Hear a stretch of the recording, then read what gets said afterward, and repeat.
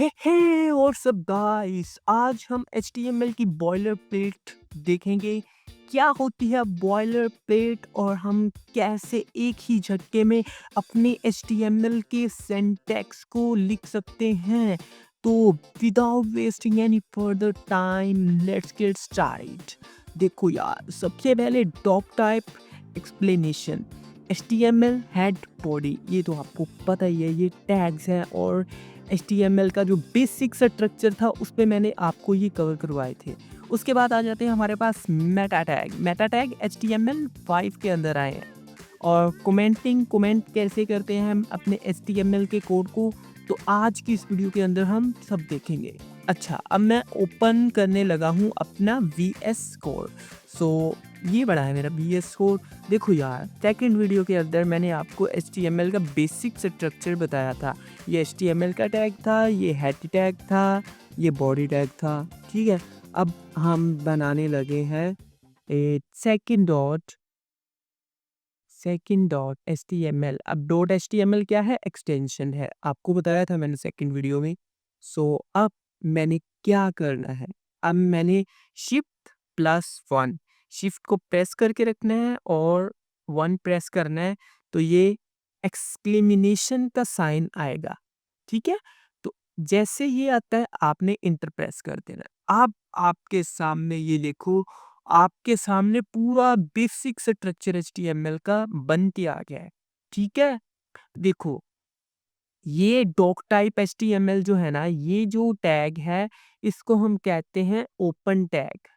ठीक है, ये टैग जो है इसको हम क्लोज नहीं कर सकते, ये जस्ट हम ओपन ही रखते हैं, ओपन ही रहना है इसने। ठीक है, तो ये HTML5 के अंदर टैग आया है।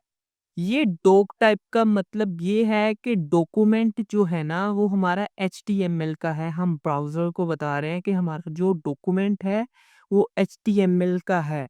तो ये ब्राउज़र को हम बता रहे हैं। उसके बाद HTML लैंग। अब HTML का टैग तो हमने पढ़ा ही था।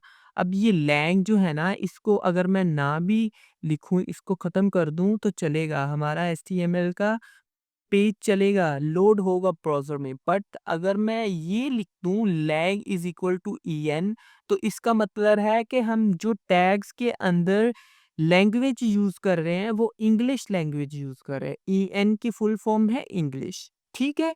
उसके बाद हमारे पास आ जाता है हेड टैग। हेड टैग के अंदर आपको पता ही है, मैंने पहले भी आपको बताया था बेसिक स्ट्रक्चर के अंदर, कि हमने कोई लिंक्स वगैरह लगानी है, हमने कोई एसईओ वगैरह करनी है, ऑन पेज एसईओ, तो वो हम हेड टैग के अंदर करते हैं। देखो, सबसे पहले तो हम अपनी वेबसाइट का टाइटल लगाते हैं टाइटल टैग के अंदर, बस ये इम्पोर्टेंट है। ये मेटा टैग जो है ये HTML5 के अंदर आए हैं। अब ये देखो, मेटा के अंदर ये जो चार्ट सेट है ना, इसमें UTF-8 इसका मकसद ये है कि इसके अंदर हमारे पास कीबोर्ड की जितनी भी कीज हैं, जितने भी वर्ड्स हैं, वो सब के सब आ सकते हैं, सब के सब हम लिख सकते हैं। तो ये एक स्टैंडर्ड है UTF-8। क्लियर है? उसके बाद हमारे पास मेटा नेम आ जाता है, view port, content width, device width, यानी कि ये हमारे जो वेबसाइट होती है उसको रिस्पॉन्सिव बनाने के लिए हम इस मेटा टैग का यूज़ करते हैं। मेटा टैग और भी हैं, वो मैं आपको नेक्स्ट वीडियोस के अंदर बताऊंगा। फिलहाल के लिए आपको ये मैंने बॉयलर प्लेट कोड का बताना था। क्लियर है? ठीक है, अब मैं इधर लिखने लगा हूँ H1। ठीक है, और मैं इसको कहता हूँ सब्सक्राइब। सब्सक्राइब कर दो प्लीज। तो भाई सब्सक्राइब कर दो अगर आपने सब्सक्राइब नहीं किया। H1 का मतलब है सबसे मोटी हेडिंग, तो ये हेडिंग्स भी आपको नेक्स्ट में बताऊंगा। फिलहाल मैंने ये बॉयलर प्लेट कोड आपको बताया। ठीक है, क्लियर है? अब मैं करने लगा हूँ F5। आपको बताया था कि ब्राउज़र पे कैसे लॉन्च करना है, आपने F5 की प्रेस कर देनी है। इधर से आपने अपना कोई भी ब्राउज़र सेलेक्ट कर लेना है, मैं क्रोम को सेलेक्ट कर लेता हूँ। अब ये देखो, हमारी ब्राउज़र के अंदर रन हो गई हमारी वेबसाइट, डॉक्यूमेंट पेज हमारा HTML का, इसे हम वेबसाइट भी कह सकते हैं। ये हमारा पाथ है। ठीक है, तो इस पॉथ को हम कॉपी करके किसी भी ब्राउज़र पे अगर पेस्ट करेंगे तो हमारी फ़ाइल ओपन हो जाएगी। बस शर्त ये है कि आपका जो पीसी है उसके अंदर ही ये होगा, अदरवाइज़ किसी और के पीसी के अंदर नहीं होगा ये। अच्छा ये देखो सब्सक्राइब कर दो प्लीज़, ये हमने H1 के अंदर लिखा था और हमारी वेबसाइट का नाम डॉक्यूमेंट ही था। हम वेबसाइट का नाम चेंज भी कर सकते हैं, सो मैं डॉक्यूमेंट की जगह लिख देता हूँ लाइक दिस वीडियो। तो मेरी वीडियो को लाइक किया करो, ठीक है?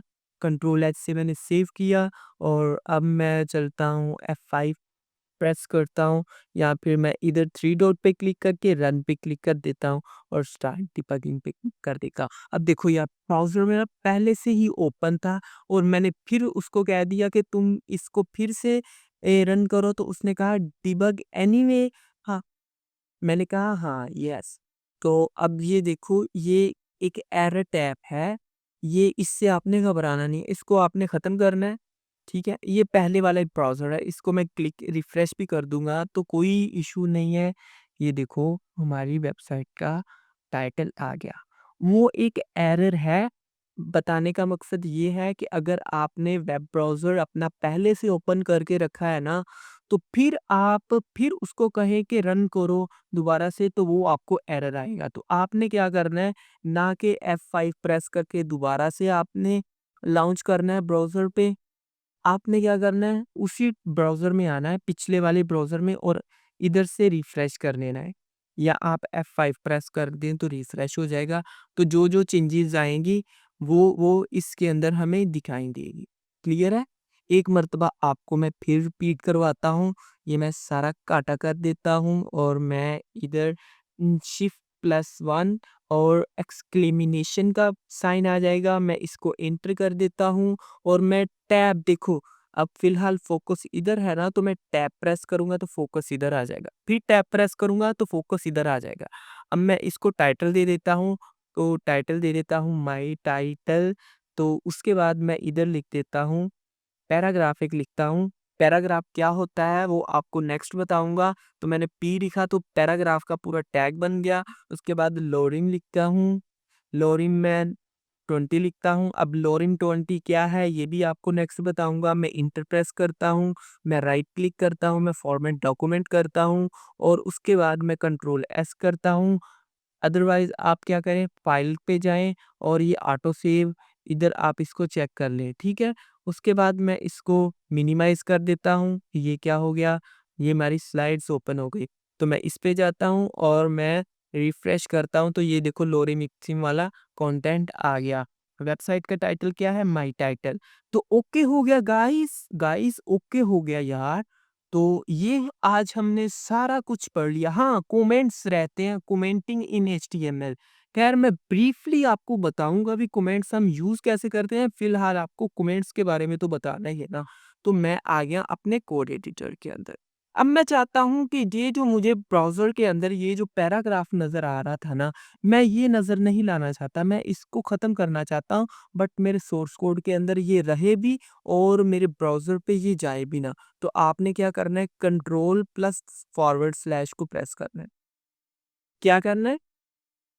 कंट्रोल प्लस फॉरवर्ड स्लैश को आपने प्रेस करना है तो ये कमेंट हो जाएगा।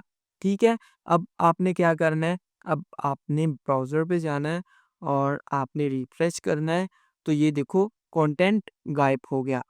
सो आई होप गाइस आपको आज की ये वीडियो बहुत ज़्यादा इन्फॉर्मेटिव लगी होगी और आपने बहुत कुछ सीखा होगा। अगर आपको मज़ा आया, आपने कुछ सीखा है, तो वीडियो को ज़ोर से लाइक करो, कमेंट करो, चैनल को सब्सक्राइब करो और शेयर लाज़मी करो यार।